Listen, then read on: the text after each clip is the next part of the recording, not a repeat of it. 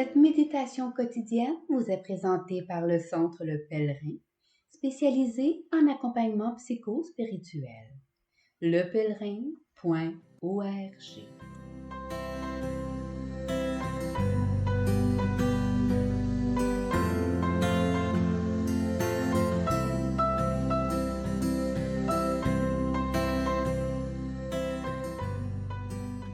Évangile du lundi 21 novembre. Présentation de la Bienheureuse Vierge Marie. En ce temps-là, comme Jésus parlait encore aux foules, voici que sa mère et ses frères se tenaient au dehors, cherchant à lui parler. Quelqu'un lui dit, « Ta mère et tes frères sont là, dehors, qui cherchent à te parler. » Jésus lui répondit, « Qui est ma mère et qui sont mes frères? » Puis, étendant la main vers ses disciples, il dit, « Voici ma mère et mes frères. Car celui qui fait la volonté de mon Père qui est aux cieux, celui-là est pour moi un frère, une sœur, une mère. »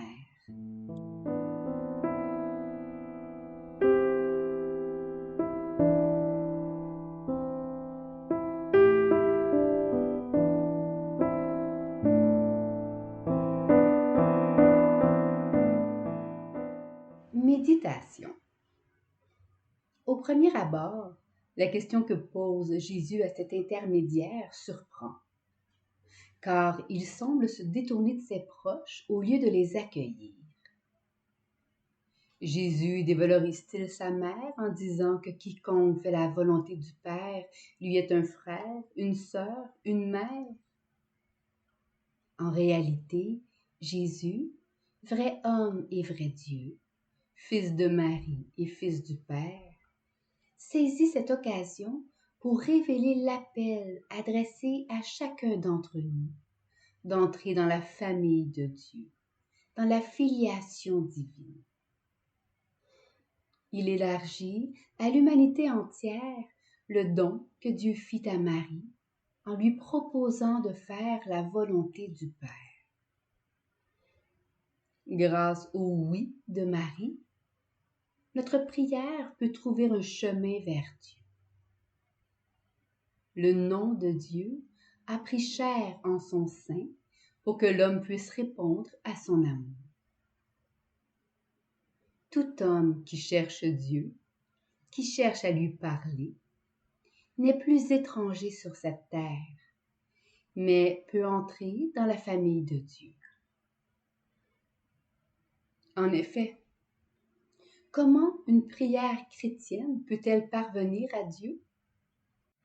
Dieu n'est pas un objet du monde que l'on pourrait rejoindre en partant du monde lui-même.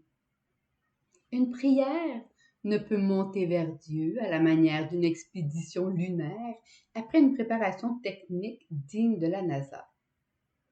En effet, abandonné à lui-même, l'homme ne peut parcourir l'abîme qui le sépare de Dieu, même après un entraînement rigoureux. Ça serait comme prétendre atteindre la lune en sautant sur place. On ne va à Dieu qu'en suivant le chemin inauguré par Dieu lui-même. Une prière chrétienne ne peut parvenir à Dieu que par la voie qu'il a lui-même ouverte, sans quoi elle tombe du monde dans le vide et cède à la tentation de prendre ce vide pour Dieu, ou Dieu pour un néant, écrivait le cardinal Hans Urs von Balthasar dans Triple Couronne, un recueil de méditation sur le rosaire. C'est que Dieu est l'infinie liberté, qui ne s'ouvre que d'elle-même. Il ne se borne pas à nous adresser sa parole, il la fait habiter parmi nous. Or, comment Dieu a-t-il choisi d'habiter notre monde? En s'incarnant dans le sein d'une femme. Honorer Marie consiste donc à reconnaître l'itinéraire voulu par Dieu lui-même. Cet itinéraire n'est pas le largage d'un colis extraterrestre restant extérieur au monde où il serait parachuté. Dans son infinie liberté, Dieu établit, dans le Christ, vrai Dieu et vrai homme, un pont solide dont Dieu tient les deux bouts. Il est possible d'honorer Marie en soulignant le lien qui unit la mère au nourrisson qu'elle allait. C'est ce que fit une femme fendant la foule pour se réjouir de la bénédiction contenue dans la maternité. Tandis que Jésus parlait ainsi, une femme, élevant la voix du milieu de la foule, lui dit « Heureux le sein qui t'a porté, heureuses les mamelles qui t'ont allaité. » Jésus est vrai homme. Cette femme ne dit donc rien de faux. Pourtant, comme tout homme, Jésus se détacha de la douce chaleur du sein maternel pour arpenter le vaste monde. Saint Joseph soutint les pas tremblants de celui qui est le chemin. Le Christ nous aide à découvrir la liberté de Dieu en posant une question. Qui est ma mère? Qui est Marie, mère de Jésus? L'intitulé Mère de Jésus semble contenir la réponse. Alors, pourquoi s'interroger? C'est que l'identité n'est pas un fait, une donnée constatable, mais une mise en route. On se souvient que Jésus a posé sa propre identité comme une question à travailler, comme un chemin de foi à emprunter. Au dire des gens, qui suis-je? De même, l'identité de Marie nous dit quelque chose du mystère du Christ. Car l'humanité charnelle de Jésus est une porte d'entrée vers la contemplation d'un mystère plus grand. Dans l'histoire de l'Église, de nombreux saints ont emprunté le chemin marial ouvert par Dieu pour rejoindre le Christ.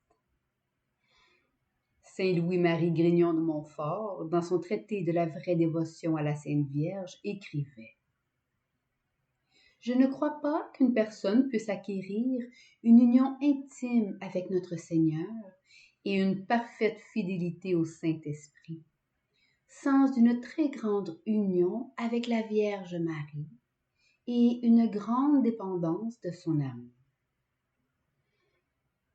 Marie est celle qui fait la volonté de mon Père qui est aux cieux et nous fait découvrir qu'en notre humanité la plus concrète, l'humanité charnelle de Jésus nous ouvre à sa divinité.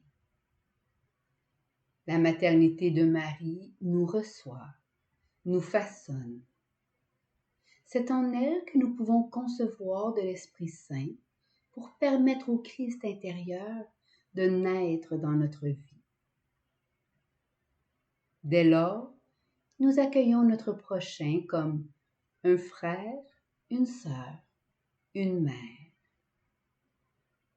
Méditation écrite par Vincent Rijfstek.